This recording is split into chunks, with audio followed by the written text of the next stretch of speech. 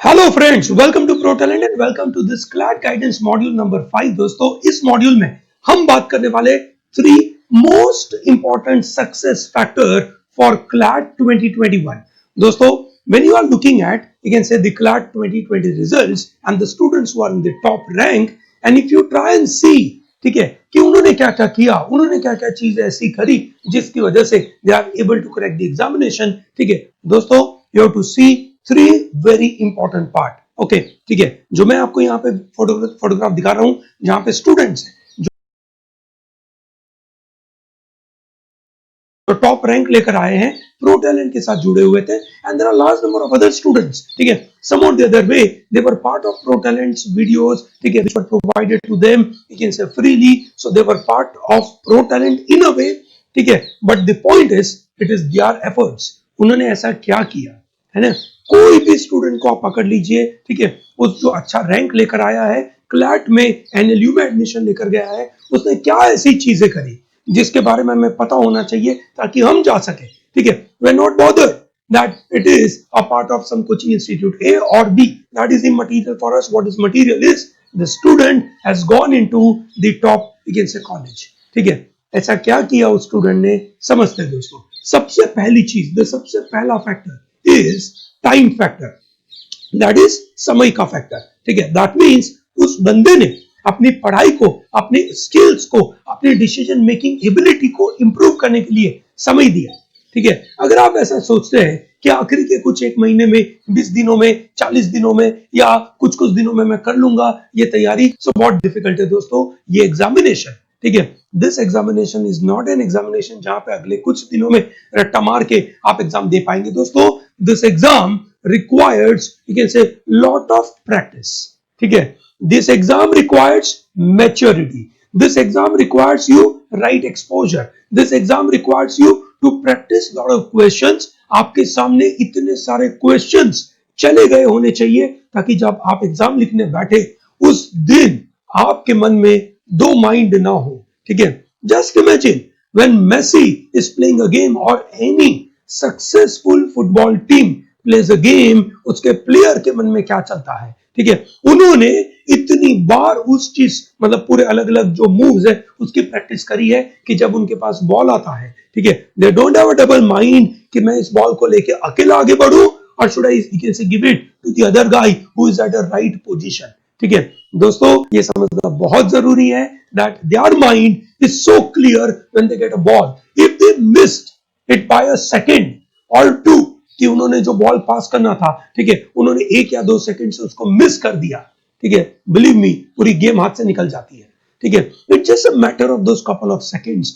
Similarly for you in the examination, जब 120 minutes are available and you have to solve 150 question, it is a game of that, you can say, 1 or 2 seconds where you have to take a decision that should I attempt this question or leave it. If I attempt this question, which is the right answer, ठीक है, it's just a matter of few seconds. You don't have liberty of thinking a lot.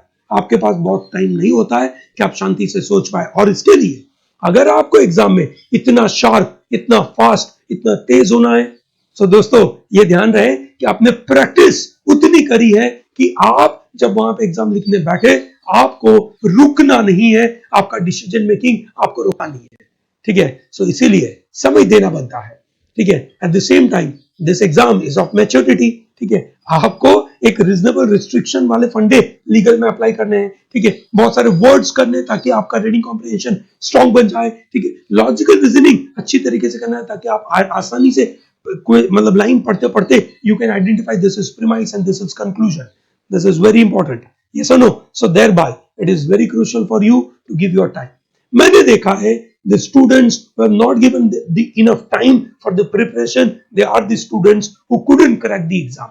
ठीक है, so ये सबसे पहली बात है। दोस्तों, अगर आप ड्रॉपर है, ठीक है, तो आपको बैकग्राउंड पता है, ठीक है, you are fully prepared in a way कि आपको पता है कि सिलेबस में क्या होने वाला है, क्या क्या पढ़ाई करनी है। सो आपके पास एक एज है।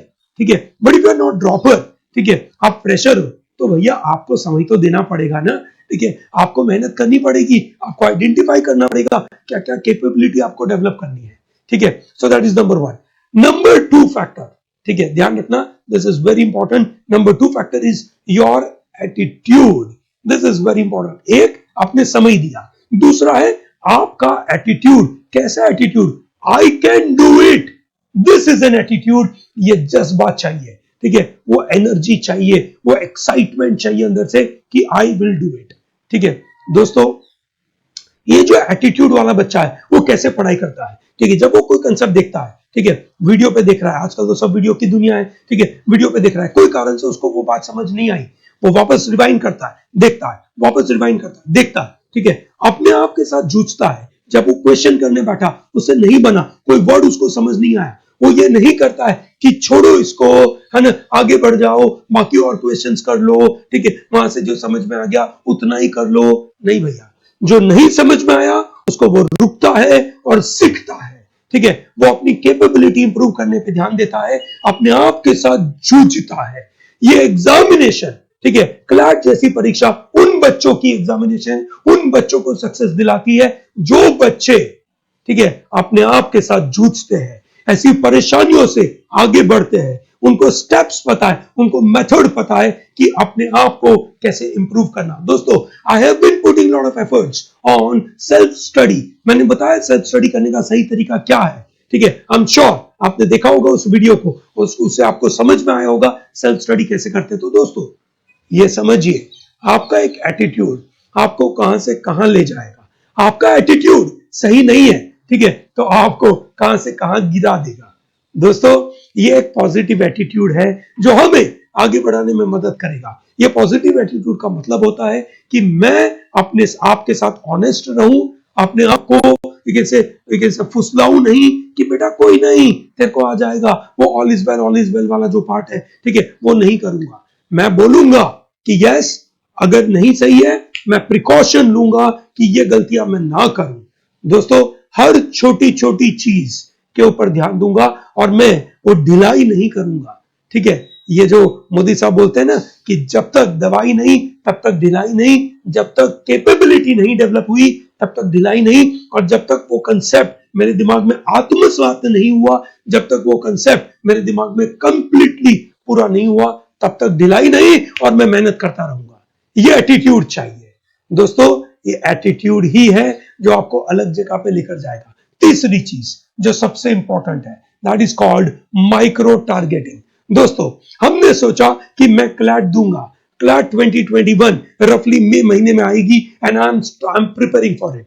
अच्छी बात है, बहुत अच्छी बात है, आप मेहनत कर रहे हैं, पर दोस्तों, वो मेहनत में आपको छोटे छोटे छोटे छोटे टारगेट लेके चलने।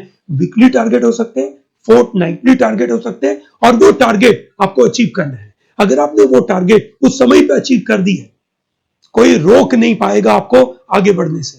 ठीक है दोस्तों, ये जो छोटे छोटे टारगेट अचीव करने होते हैं डे टू डे बेसिस के ऊपर, ठीक है, वो अगर आपने अचीव किए ना, कोई प्रॉब्लम नहीं है। दोस्तों, कोई भी स्टूडेंट कहीं पे भी बैठा हुआ है, ठीक है, नॉट नेसेसरीली कि उस बंदे ने कहीं से कोचिंग ली है। द इंपॉर्टेंट पार्ट इज वो अपनी पढ़ाई को बहुत सिस्टमेटिक कर रहा है और उसका क्लैट में सक्सेस होना एश्योर्ड है। ठीक है, अगर आपको क्लैट में सक्सेस चाहिए तो एक मंत्र, अगर आप इसको माने, तो यह है माइक्रो टारगेटिंग। ठीक है, पूरे सिलेबस को छोटे छोटे भागों में तोड़ दीजिए, पूरे सिलेबस को छोटे छोटे भागों में तोड़ दीजिए। ठीक है, और उसको हर 15 दिन का, हर हफ्ते का टारगेट लगा दीजिए और उसको अचीव कर लीजिए। That is more than sufficient. ठीक है, दिस इज वेरी इंपॉर्टेंट। सो दोस्तों,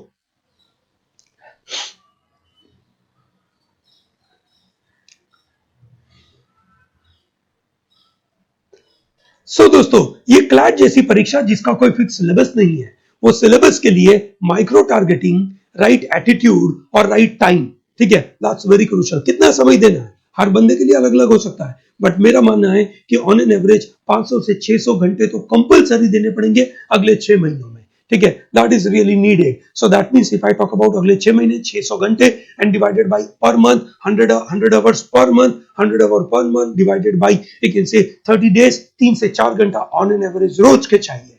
ठीक है, तो जाकर ये एग्जाम क्रैक होगी। सिलेबस नहीं पता है, ठीक है, पर we all understand that this is all about you can say having a broader understanding. ठीक है, तो दोस्तों, ये आपका यू कैन से 3 सक्सेस फैक्टर के बारे में मैं बात करूंगा। सही समय चाहिए, समय देना पड़ेगा, समय के बगैर काम नहीं होने वाला है, नंबर 1। नंबर 2, एटीट्यूड चाहिए, एटीट्यूड के बगैर भी काम नहीं होगा, क्योंकि बगैर एटीट्यूड आप वो जज्बा कहां से लाओगे, रोज एक्साइटमेंट कहां से लाओगे, रोज वो टारगेट अचीव करने वाला विचार कहां से लाओगे। और तीसरा, होश की बात है, माइक्रो टारगेटिंग, हर छोटी छोटी चीजों का टारगेट बनाना पड़ेगा और वो टारगेट अचीव करना पड़ेगा। वो टारगेट अचीव करने के लिए जो भी छोटी छोटी परेशानियां हैं, उन परेशानियों को कैसे ओवरकम करना, ये बहुत महत्वपूर्ण पार्ट है। आप बड़ा गोल रखोगे कि मैं एक साथ इतना बड़ा स्कोर लेकर आ जाऊंगा, वो नहीं अचीव हो पाएगा दोस्तों। रोज का 1-1, 2-2 मार्क्स अचीव करने का टारगेट रखेंगे, बिलीव मी, आपको कोई रोक नहीं पाएगा। ठीक है, सो ये 3 क्रिटिकल सक्सेस फैक्टर है, ये आपके एग्जाम के, ठीक है, जो टॉपर्स ये करके बैठे थे, ठीक है, हालांकि इतना एक्सप्लिसिट वे में ये 3 चीज नहीं करी होगी, पर ये पक्का है, ये तय है कि इन्होंने ये 3 चीजों का ध्यान रखा था। ठीक है, अगर आप इन 3 चीजों का ध्यान रखोगे, आपके सक्सेस को कोई रोक नहीं पाएगा, कोई छीन नहीं पाएगा। अगर आपको क्लैट में जाना है, ये 3 चीजों का ध्यान रखिए दोस्तों।